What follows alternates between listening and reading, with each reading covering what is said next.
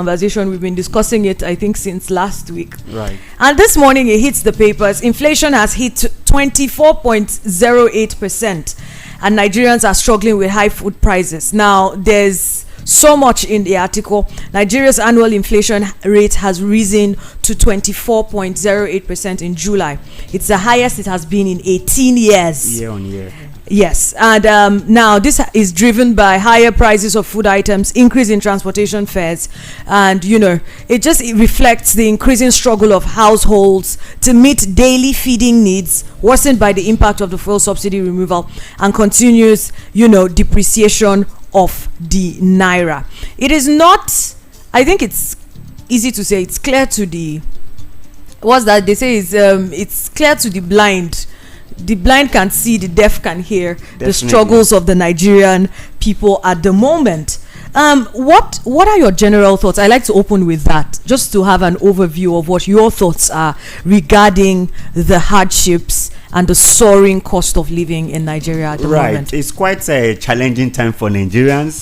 The old are also saying that this is unprecedented, and for us, that youth as well, we are seeing it as a challenging period for Nigeria. But by and large, the two-way thing, what is government doing to alleviate this suffering? Because it appears that Nigerians are sacrificing every now and then, but the government side is always the problem. So let's look at it from a political economic point of view. The coming of President Tinubu, with high hope that new president, and this sorry state started getting worse. Immediately he pronounced the removal of fuel subsidy. Yes, we have been battling from different challenges economically, but this now worsened it, coupled with the fact that it also now floated the naira. It's quite a serious problem. So if you ask me now, basically the major problem we have is what we call food inflation. Now, looking beyond food inflation as well, you agree with me that we also have issue of energy security. Energy security has become the most important thing that every country must take cognizance of it. Show me the world where a country will allow is energy security to be determined by forces of the market. It's quite not possible. Then I also read it was yesterday that Ajuri Nglale came on board and said there will not be increment in the price of further increment in the price of fuel. I was surprised, because that means our suffering, just like Naira redesigned that time. We just suffer for nothing. There was no new Naira even up to date. So it's appear that they now said there is no more fuel. Fuel is not good to increase. And if you ask me as an economist, it simply means government is coming in again to put subsidy again. So that through the back doors. Thank you. They have eroded all our suffering. The major problem we had that was wrongly calculated was that two variables cannot at the same time change. And what are the two variables? Now you say you remove fuel subsidy, you also floated the naira. If you just remove the fuel subsidy and you are controlling the naira dollar relationship, I think that would have cushioned the effect. Then we now build up, because you will recall that even President Muhammadu Buhari, before he left office, he has about 4 plans. You recall that he even did some. Then because I was expecting that by now we'll have like CNG stations in Abuja, maybe like 3. Each state will have like 2, so that by now everyone would every commercial driver will prefer to buy the fuel or CNG as it were, maybe at maybe 150-200 compared to 617. So they are supposed to do all these things. And our refinery, like I always said, that there is this thing that I don't get about this administration. There are 3 things that must be considered for every economy. Once you attain power, you must consider a short-term plan, active. So it reflects that there is no adequate preparation for the governance itself. Well, I mean, that's quite a lot. You covered like 5 questions I intended to ask, but then I will again, so that we can now look at them ineptly. How do you see the government's responsibility? You initially mentioned that it's a two-way thing, right? How do you see the government's responsibility in addressing the soaring cost of living? What policies or initiatives do you believe should be in place to alleviate the burden on the population? Looking at what we have suffered over time in terms of monetary policy, I think our major problem still lies on monetary policy. And my argument now going forward is that I think I would prefer we do have an economist that is not a banker as a CBN governor, because you know it reflects to an extent. Now you recall when Soludo happens to be our best CBN governor. If you ask me, he came and said recapitalize. You know, he told bank recapitalize. 3 banks have to come back. Come together, you know, you tell them that you must be strong, you know, and he make sure it happens. I doubt if a banker that becomes CBN governor can actually have that political will to do that. So now our policy towards foreign exchange is a major problem. Now you cannot have a balanced foreign exchange if you don't put a lot of things in place. Our only foreign exchange commodity still remain oil. So you are not producing, you are not exporting. How do you now want to balance it? That's why it's become so surprising that we want to now float the naira when we don't have anything to tackle the exchange rate and make sure we have it. And also that's another problem in Nigeria. Successive government have not been able to look at this one thing. We always look at fiscal policy, monetary policy. We are looking at what we call trade policy. Now, adequate trade policy would have solved the problem itself, because if you have good trade policy that you are not, like I always say, Nigeria is a rentier economy. What do we mean by rentier economy? An economy that always take its raw material outside without adding any value to it, take it outside, sell it at that level, and now subject Nigerians to international market. That's just what is happening to us now. So 2 things are going to continue to affect us in terms of this economy. One, the window for I and E window, that is import and export window for foreign exchange, is the number one thing that's going to affect us. So when there is any problem, when there is any imbalance, Nigerians suffer it and the price of oil will go higher. Now when there is also increment in the price of crude oil, I must tell you that Nigeria have nothing to benefit. We would rather pay more.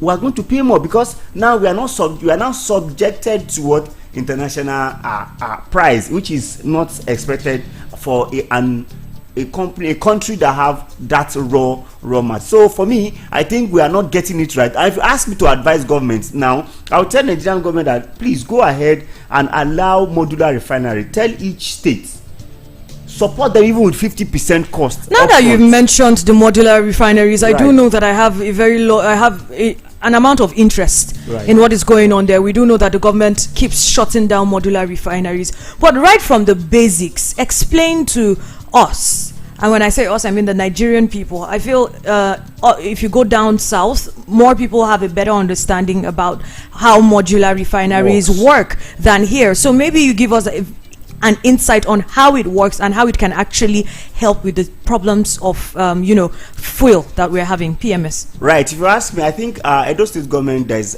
one modular refinery in Edo, and when we say modular refinery, it simply means a small scale refining company that can refine petroleum produce. So now, for instance, they can refine for maybe a particular, let's look at Nigeria is consuming about, maybe they said it's 48 million liter. Now it has reduced from 60 to 48. So a small organization that can refine at least 5,000. So if a state have such thing, each state can refine 5,000. Multiply it. You do know what it means. So that simply means that government can go and they can actually build this within 6 months. It's not one you must look for 5 years. 10 years. Would the government have to build it, considering we know that there are people that have modular refineries, they operate these modular refineries, but then the government doesn't let them? Well, that's what actually happened to Dangote and Otella. Before they have actually subscribed to buy this moribund refinery that we have. I think it's not cast on stone that it must be government. Government can give enabling environment. Most of our things, maybe it's not in the maybe it's in the exclusive list. They need to bring it to concurrent list that individual can now have modular refinery. So when you say individual can have modular refinery, and government also is doing its own, because I must tell you, it is now proven that government must have business in private sector at this point in time. It's happened globally. Look at what happened during the economic meltdown. Even the Keynesian theory has brought about that there must be government. So what I'm trying to say is that government should come in, have their own, right? When you have your own, you see encourage private sector. Let's look at even NNPC. NNPC is time to be government owned, and I'm sure they have close to 1,000 maybe filling fuel station, because they have to buy some to really have that. So if you have that and you are bringing, imagine if NNPC say I'm going to sell my petroleum product at 400 naira. What will happen to private sector? They would like to tilt towards that so that they can also almost midnight yesterday, released on their Twitter handle. They made a tweet X handle. It's now X. It's now X. They said that they would not be increasing the prices of fuel, if anything at all. So don't you think that's in line with what you're saying? That's subsidy itself, because you said, NNPC said that the price is now determined by the market. You now came on board again and said you will not increase. At what value? Who is now paying the balance? Who is supporting who is cushioning it? So that's why I'm saying that it's as if they have eroded all the plans, because you are saying you want to take it that demand and supply will take effect, but now you are coming. But for me, if you ask me, I think it's premature for Nigeria to say they want to remove subsidy. It's also premature for Nigeria to say let us leave dollar to float, naira dollar to float. It's not possible, like shock absorber, because there's no way the market will not want to go negative. So you must always have things to do. Now, imagine if Dangote refinery is working, Bua refinery is working, Port Harcourt refinery is working, these three refineries working. Do you know the capacity of the foreign exchange that would have earned for us? Let me even shock you further. Do you know that the cost of fuel that we are buying is about 27% transport increase? So 27% of that transport that we're using to take it from abroad down to Nigeria to sell, remove it from 617, you'll be having around 400 and something, let alone having our own refined in Nigeria. So I expect them to have put some things in place. You don't just come. People will say that yes, Buhari said the subsidy regime will end by a month after, like by June. That's not. You can also go to National Assembly and said, I want to approve another level of supplementary budget, because now you could see that the 1 trillion that, according to President Tinubu, that they rake in cannot quantify the suffering of Nigerians. Tell me, except a government official who does not buy fuel for his pocket, or does not buy vehicle, or does not buy item, that will tell me that he's not feeling this impact. So apparently the only subsidy, these monies that you said about $1 trillion that has been recouped from subsidy removal, right? What can the government do to show the people that, okay, because we have saved this money from this, we're using it to alleviate? Because one excuse that could be made for the government is, okay, the policy had to be money to be able to find a way to put all of these palliatives in place so that your lives are easier. Right. What can they do with these funds? Well, I think, because I don't think 1 trillion naira is too little to actually start to do something. Right. The fact is that any policy you are doing that make people to worse off compared to people that benefit is not a good policy. Now, President Tinubu, to be fair with me, has came out and said 75 manufacturing sector is going to have 75 billion naira. So MSME, farming. The thing is this: those things are not the way it is. Remember, President Jonathan during his time have what we call subsidy removal. You win. You remember you win. Yeah. So what is the impact of you win even up to now? You also remember that even the robust one that President Buhari came with, NSIP that have Empower, Jeep, that have a lot of things, and Koborowa. What has it reflected? So it simply means we have structural problem, not trying to maybe do kind of palliative, not structural adjustment itself. So you have to do something that will engender long-term development. That's why I was saying that I was expecting when President Tinubu came on board, you will say this is my short term plan. What is short term plan? Okay, let's remove subsidy, right? When we remove subsidy, let there be modular refinery, let there be increment in salary, let there be CNG. Tell private owners of vehicle that if for you it's 250, for commercial with 100,000 now you can convert your vehicle. How many taxi drivers would have gone to do that? So I was expecting a medium term plan that would say is Port Harcourt refinery. That's our medium term plan. What's the long term plan? Maybe we'll have to start all over to build another refinery. These are the things that I expect them to put in place. But everything just the two variables just got removed, and I'm sure they are also feeling it, because there is a true statement that I want to hold them for. They said if need be we will still intervene.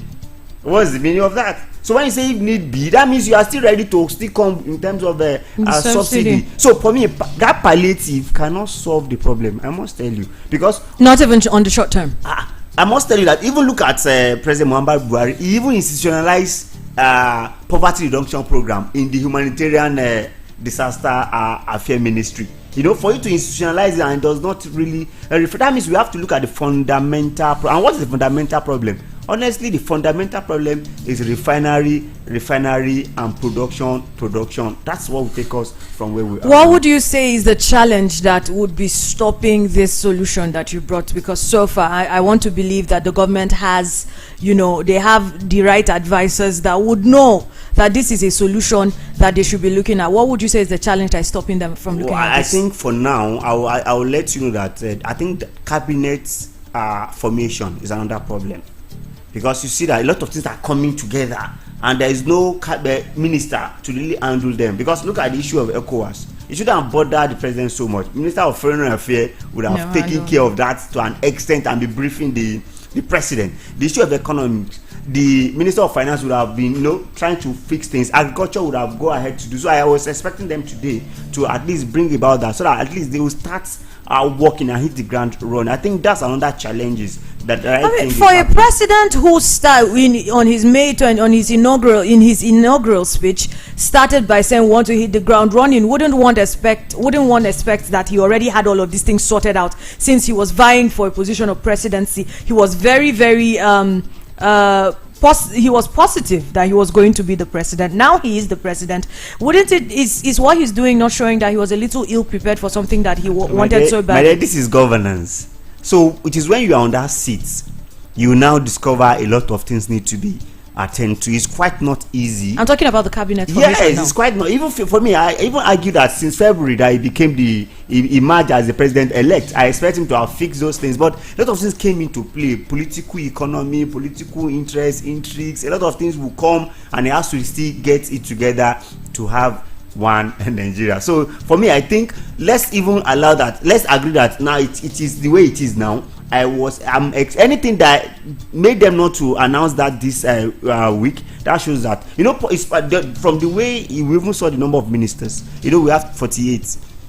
Maybe let's assume that 45 is cleared. For the ministry we have so far, that is too high a number for them. So perhaps they want to restructure and create another ministry, because that's quite. Is that the immediate? Now there's a problem, there's a concern, this has come up in a lot of discussions. There's a concern of the current administration not having not getting their priorities right, considering you came in and then the first thing you did was to roll out policies that have increased the hardship of the people. Now this is something the people are feeling head on.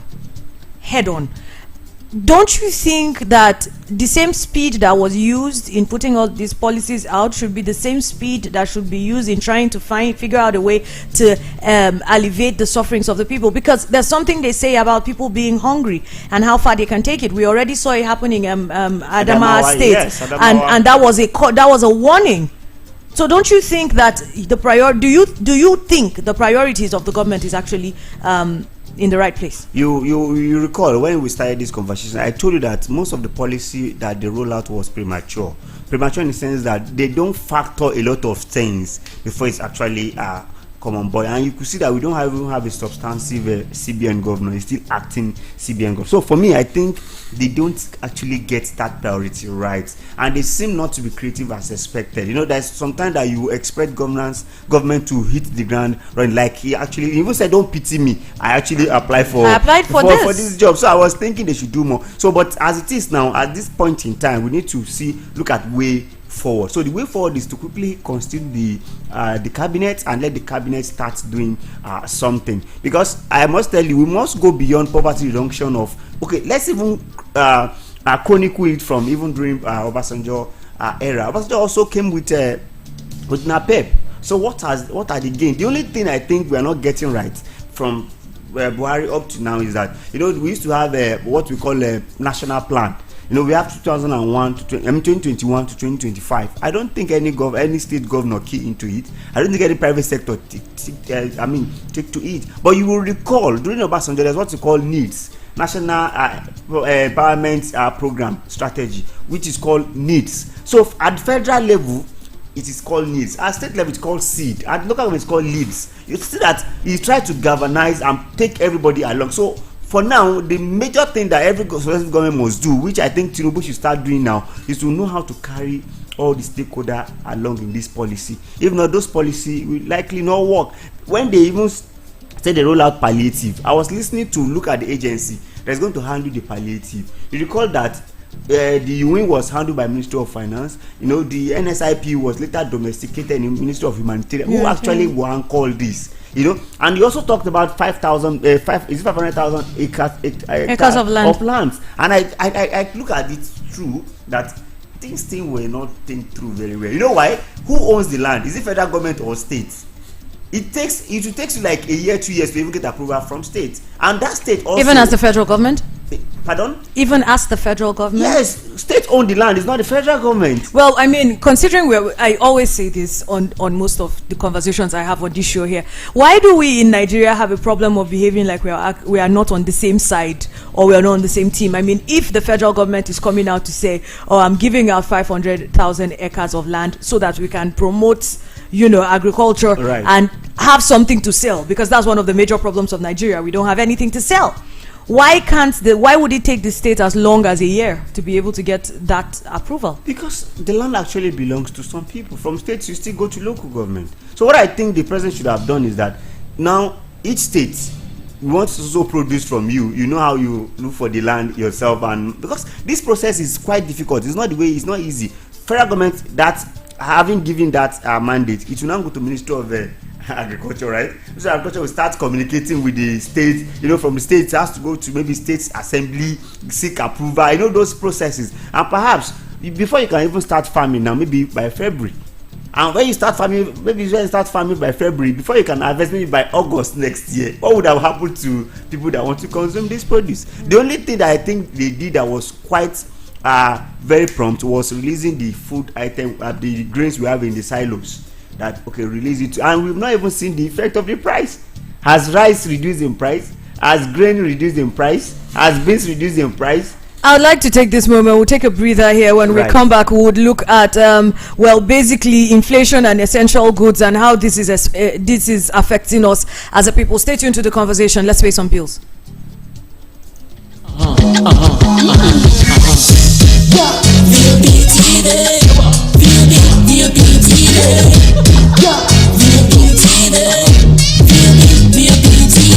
We have been serving you hot and fresh content on radio, and you have been loving it. Now we're taking it further.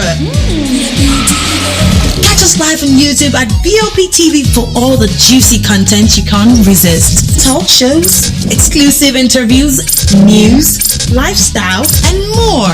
It's all about you. BOP TV, stop.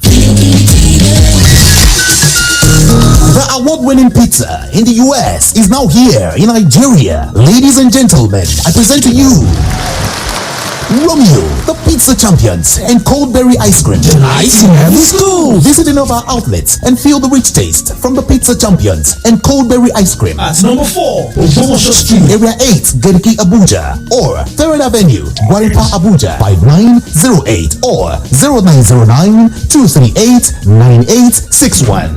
Check us out on Instagram and Twitter at romeospizza.ng. Website www.romeospizza.ng. Romeo, the pizza champions.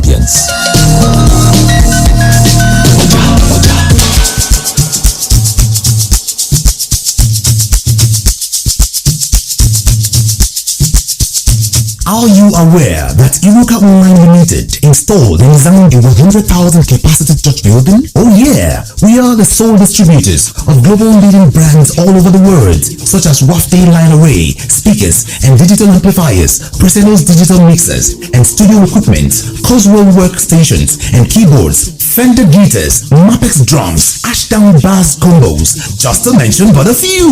We offer flexible payment plan handled by our financial department with 24/7 customer care support system. You can visit our website on www.iruka.com to avoid buying fake products. You can also visit our showroom at number 36 Lagos International Airport Road beside Golden Tulip Hotel.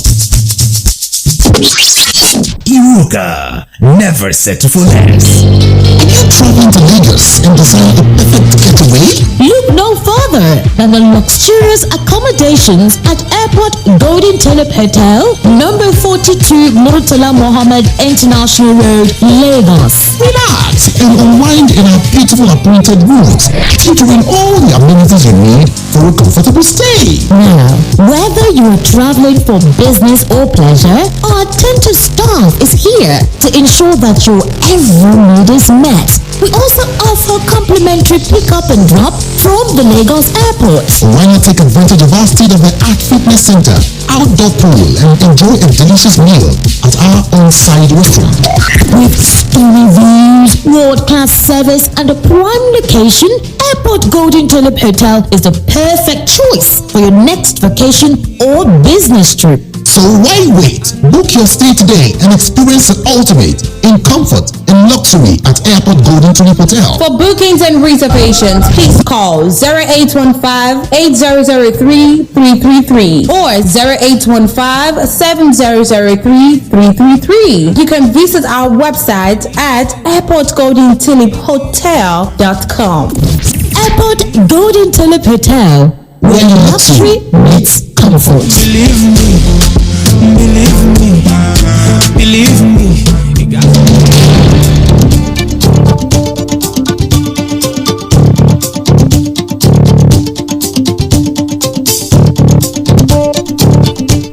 Still the voice of the people, 96.1 FM Abuja. It's 1 p.m. Thank you for staying with us. We're still on World Rounds in Matters. We've been looking at navigating the soaring cost of living, the government's roles, and people's struggles. Been having the conversation, very, very insightful conversation, by the way, with Aliu and essential goods. Right. It's not even news anymore how inflation has affected the prices of essential goods and services in the country. I mean, as little as pepper. You buy a bowl of pepper now for 200 naira. It used to be like 50 or 60 naira, then not even 100 naira. And so you can see the difference. How can we strike a balance between ensuring a fair standard of living and preventing the excessive rise in the cost of essentials? Right. You if you look at the inflation itself, the current inflation is driven by food inflation and energy cost. That's two things that's causing it. So looking at inflation itself now, what do we do now to really make sure we look at inflation? Now, you agree with me that insecurity is still ravaging Nigeria. Absolutely. You recall what happened, was it day before yesterday at Wushishi, where people life were lost and our gallant soldier were falling and all those things. So if you look at that, these are the major driver, our produce. And how do we do it? You know, to be fair with the last President Muhammadu Buhari actually worked on anchor borrower, which has been eroded by insecurity, flooding, and what have you. So there is need to urgently do something about it, because food remains very, very essential. And like I always say, if you don't solve food problem, a lot of things will fall on that. And another thing is, another driver that is driving this inflation that makes it to rise up to 24%. Is energy. Like I said, energy security is very, very key. Once there's increment in fuel price, it has ripple effect on every items and every commodity. Not even at this level that is at over 300% increment. You agree with me that the increment in transportation now is not like before. In fact, yesterday there was an argument that we have reduced the level of consumption of fuel from 60 million litre to about 48. I said I didn't agree with that analysis, simply because a lot of people, about 30% of people, don't even go with their cars again now. They have to park their cars, so they could be part of the people that used to consume that aren't consuming anymore. A good example is Marabayanya axis. You know, before you go and face traffic, now it's a free flow road now, because people now prefer that it's better I find someone I join, or perhaps I join you tomorrow, you join me next tomorrow. So this is becoming so difficult for Nigerians. So I think we must do something on our food security, and gladden the president has declared state of emergency on food security. But let's even look at food security itself. Now, what's the major problem in food? Our major problem is supply chain. What is supply chain? What happened between the producer to the consumer? If I must tell you, if you want to bring a 40-feet container from maybe even seaport in Lagos down to Kano, you may be spending about 20 million naira. So where will you transfer that cost to? You have to transfer. Another thing is bureaucratic bottleneck there. You see port heads, these environmental heads, you need to get their license, pay them. NAFDAC will come, police will come, custom will come. We must make all this thing a one-stop shop, whereby we won't find it difficult. So once you want to deal with food security, you must first of all deal with supply chain, because the logistics of bringing those food to the city is another problem on its own. Let's look at, you've mentioned 3 things. We're going to look at them individually in as much time as we've got. Actually, Right. I just realized we're running out of time. Well, insecurity, Right. to begin with. The first time I saw the direct correlation between insecurity and food supply was a couple of years ago in Jos.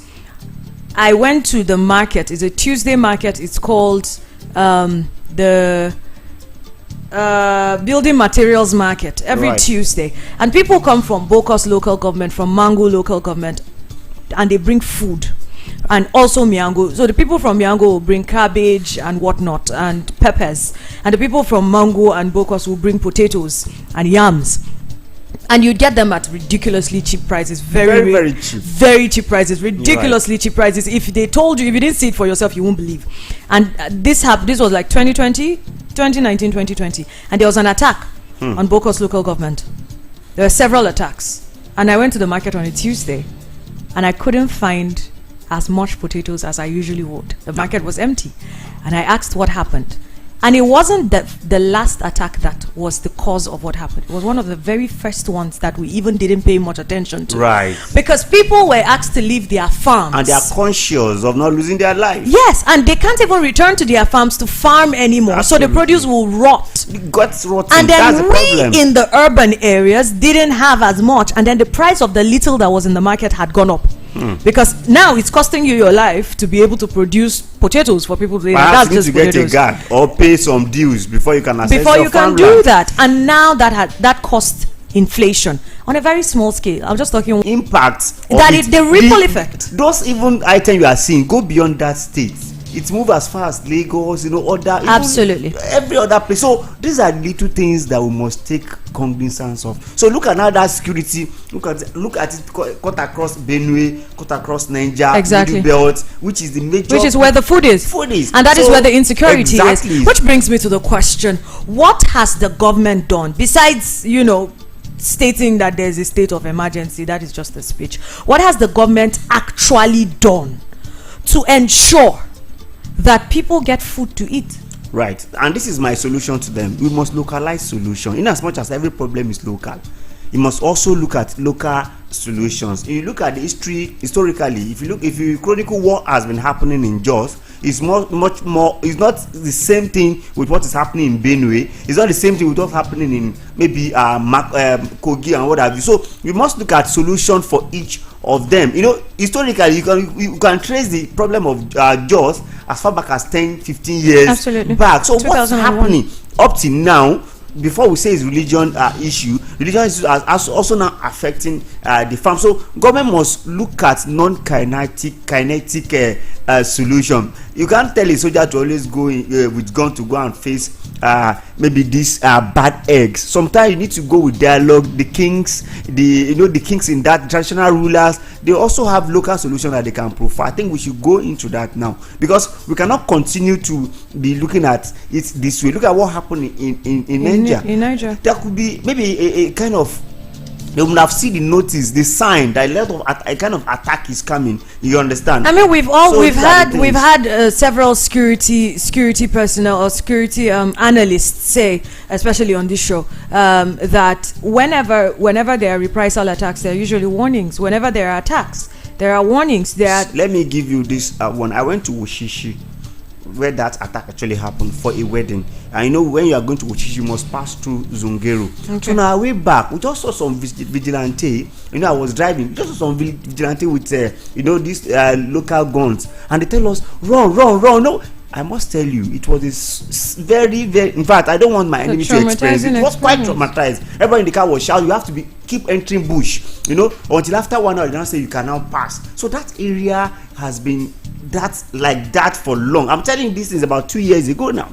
So now look at so when I saw this story, I said no, that place is it look ungoverned. to an extent. It's quite deep and it's quite large. It look ungoverned. So there should be a solution to that area. So and if you recall, that area has been problem. Shiroro, that area. So the government should come. And if you look at that place, their sole business is farming. So remove that produce from the consumption, it becomes a problem. So we must find solution to tame this food inflation. If not, it will consume all of us. Now let's talk about we have so many places to look at just Right. before time goes, and we have about 10 minutes to this. There's a large disparity between incomes on different classes. The minimum wage is as low as it can get, and we see bogus spendings in the coffers of government. How can policymakers address these disparities and create a more equitable economic landscape? Well, that's a sign of poverty itself. When there's inequality, is one of the sign of we look at unemployment, we have to look at level of inequality, and look at level of education, and that's a sign, according to Dudley, of poverty strike-driven economy. Now, you said they should make. If you even want to talk about the increment, because we are always looking at civil servants, and I want to disagree that how many are these people that work with government? How many? I'm sure if you combine states and combine federal, they may not be up to 15 million. So where will others now get their survivor? Right. So when you are making a policy, you don't look at only the government, you look at policy that will cut across. Now, if government said, okay, we increase salary of civil servant to 120, which private sector can increase that such amount to maybe a national primary school teacher? Let's look at it from that level. That will say they will increase. So there must be an enabling environment, not even that increment in salary that is the problem. Okay, if you have the amount said and you go to market, the purchasing power is not there. The market inflation